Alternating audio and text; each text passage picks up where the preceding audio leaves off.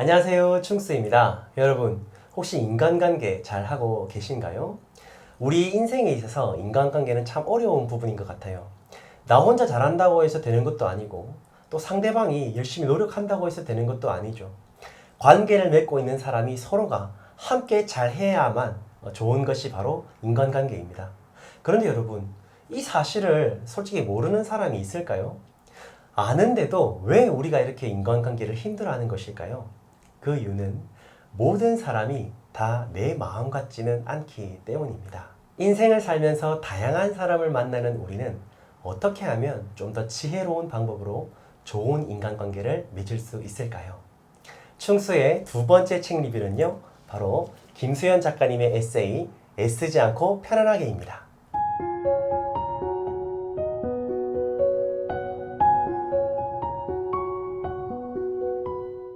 이 책은 인생의 어려운 인간관계의 문제를 정말 다양한 사례들을 통해서 정말 쉽고 재미있게 풀어내고 있는데요.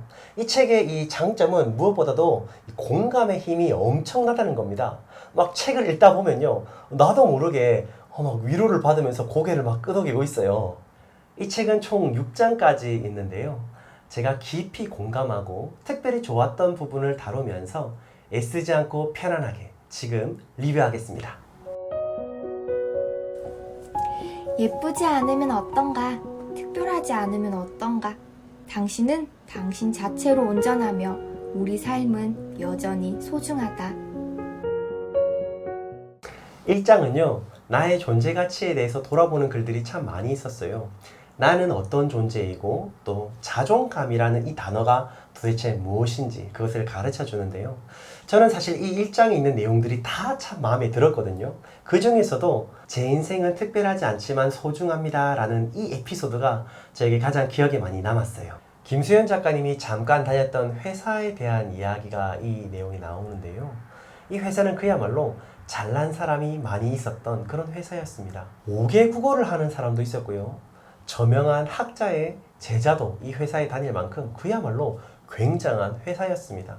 그렇게 대단한 사람들 사이에서 이 작가님이 있으니까 자신이 마치 쭈구리가 된 그런 느낌이었다고 해요. 그런데 그럴 때마다 자신이 좀 작고 초라하게 보이는 그 순간에도 이 작가님이 했던 생각이 그래도 난 글을 쓸 수 있잖아 라는 마음이었다고 합니다. 사실 이때 당시만 해도 작가님이 뭐 인기 있는 작가도 아니었고요. SNS에 글을 공유하면 대단한 반응이 있었던 그런 때도 아니었거든요.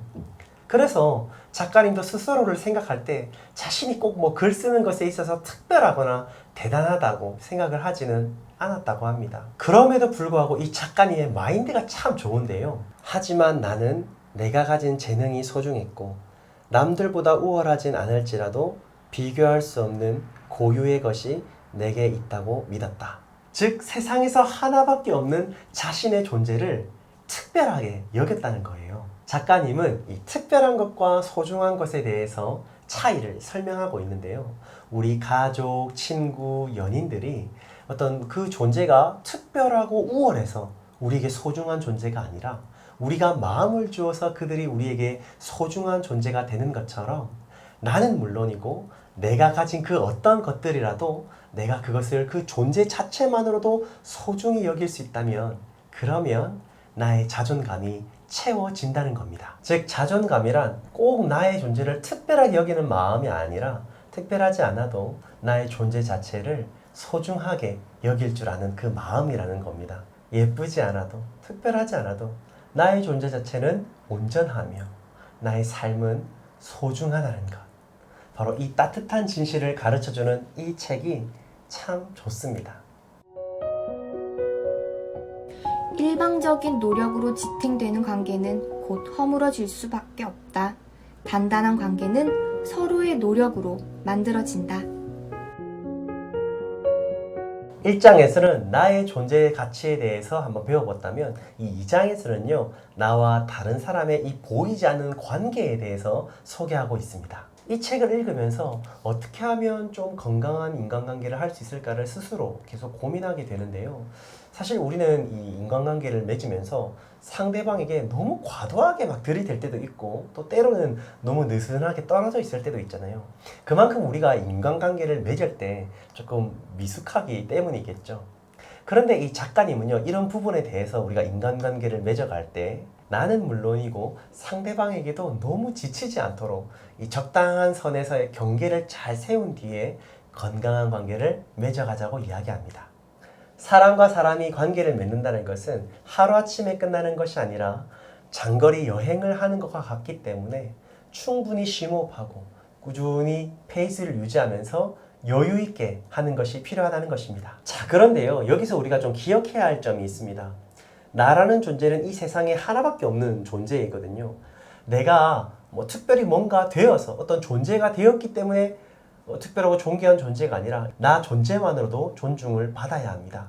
자, 그런데요, 내가 특별하고 소중하다는 것을 알고 있다면 나와 함께 있는 내 주변에 있는 사람들도 똑같이 특별하고 존귀하다는 사실을 우리는 기억해야 합니다. 내가 뭔가 마음에 안 든다고 해서 내 감정이나 내 생각을 표현할 때 내가 상대방에게 어떻게 표현하고 있는지도 나 스스로 돌아볼 수 있어야 합니다. 분명 난 소중한 존재예요. 그만큼 나와 함께하는 그 사람도 소중한 존재이기 때문에 나의 말과 행동을 조심하면서 그렇게 상대방을 배려하면 우리의 인간관계가 지금보다는 훨씬 더 건강한 관계를 계속해서 이어나갈 수 있다는 사실을 여러분 기억하시기 바랍니다. 누군가의 일기장을 훔쳐볼 필요가 없듯이 상대의 속마음을 모두 알 필요도 없다. 머릿속에서 시끄럽게 떠드는 소리가 들린다 해도 그 목소리에 사로잡히지는 말자. 그건 상대가 아닌 당신이 만든 허상일 뿐이다. 3장에서는요, 내 삶에 어려움을 주는 사람에게 나는 어떤 마음의 자세를 가져야 하는지 가르쳐주고 있는데요. 작가님은 우리 주변에 분명히 우리 인생에 어려움을 주는 사람이 있다는 그 전제를 깔고 이야기를 하고 있고요. 이것을 좀 반대로 얘기하면 나 역시도 다른 사람에게 좀 힘들게 하고 어렵게 하는 사람이 될 수 있다는 것을 이야기하기도 합니다. 인생은 언제나 나 중심적으로 생각만 해서는 안 되고 언제나 상대방의 입장도 충분히 생각하며 살아야 한다는 것이죠. 이 3장을 읽으면서 제 마음에 계속해서 남아있는 단어가 바로 둔감함입니다. 둔감함이라는 이 단어는요, 좀 부정적인 의미가 담겨 있잖아요. 그런데 인간관계를 맺을 때는 이 둔감함이 좀 필요함을 느낍니다. 나를 너무 힘들게 하는 사람, 나를 자기 마음대로 평가하는 그런 사람에게 너무 휘둘리지 말고 그냥 그 둔감함으로 좀 넘어가자는 거예요. 내가 모든 일에 민감하게 반응하고 막 정색하면서 싸우면 내 마음은 어디에나 온전하지 못할 테니까요. 혹시 내가 다른 사람을 너무 힘들게 하고 있지 않는지 스스로를 돌아보되 나 역시도 다른 사람의 실수나 허물을 좀 덮어주면서 충분히 그럴 수 있다는 마음을 우리가 가지는 그런 따뜻한 둔감함이 있었으면 좋겠습니다. 우리의 마음은 우리가 바라보는 것으로 물드는 법이다. 우리 예쁘고 다정하고 따뜻한 것을 보자.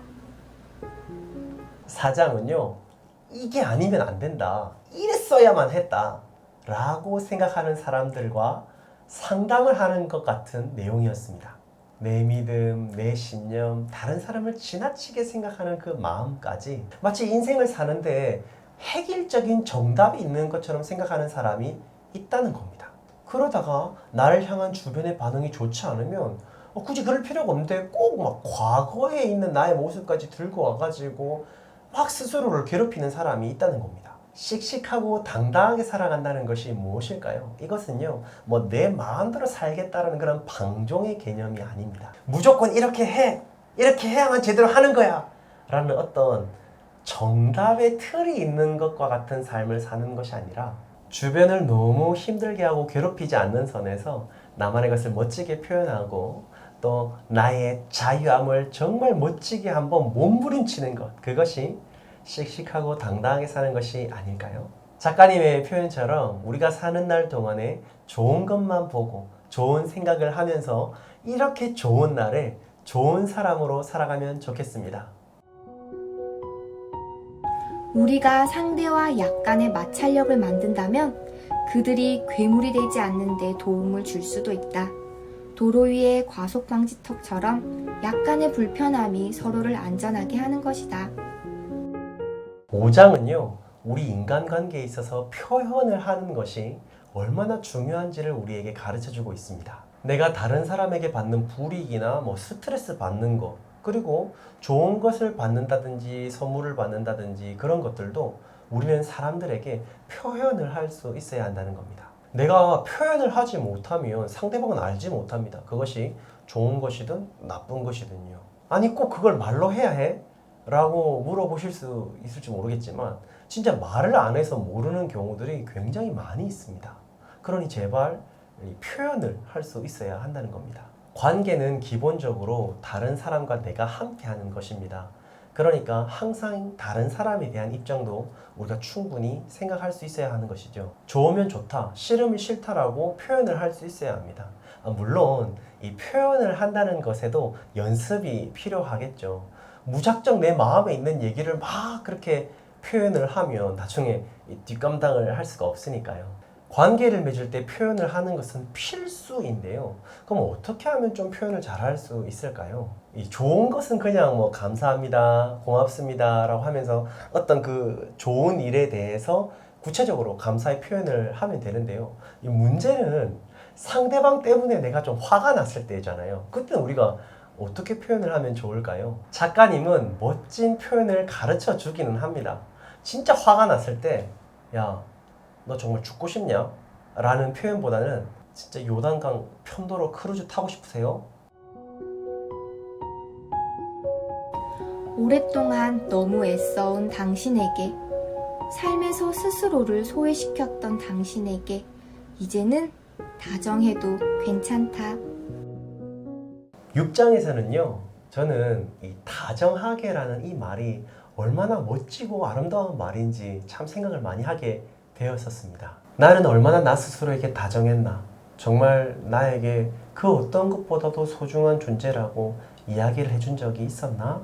이런 생각들을 이 6장에서 참 많이 하게 되었는데요. 작가님은 이 6장에서요, 우리 인생 중에 열심히 살고 정말 최선을 다해 사는 사람들, 그리고 희생하고 봉사하는 그런 삶을 정말 인정하고 높이 사야 하긴 하지만 이 책을 읽는, 그리고 이 세상을 사는 모든 사람들이 지치지 않기를 바라고 있더라고요. 우리가 살아가는 인생은 단거리가 아니라 아주 멀리 내다보고 달려야 하는 장거리이기 때문에 좀 사람이 쉴 때는 쉬어줘야 된다는 말입니다. 왜냐하면 우리 인생은 너무나도 소중한 존재이기 때문이죠. 책을 읽으면서 정말 김수현 작가님의 따뜻한 마음을 참 많이 느낄 수 있었는데요. 작가님은 진심으로 읽고 있는 독자들이 행복하기를 바라는 마음이 참 많이 느껴졌었어요. 이 작가님의 간절한 바람처럼 정말 열심히 살아오고 열심히 달려온 나 자신에게 그 누구보다도 다정하게 대해줘야겠다는 생각을 참 많이 해보게 되었습니다. 그리고 나와 함께하는 사람들에게도 내가 할 수 있는 최선을 다해서 더 많이 사랑하고 섬기며 더 많이 다정해야겠다는 생각을 해보게 되었습니다. 내가 나를 사랑할 수 있어야 나도 다른 사람을 진심으로 사랑할 수 있습니다.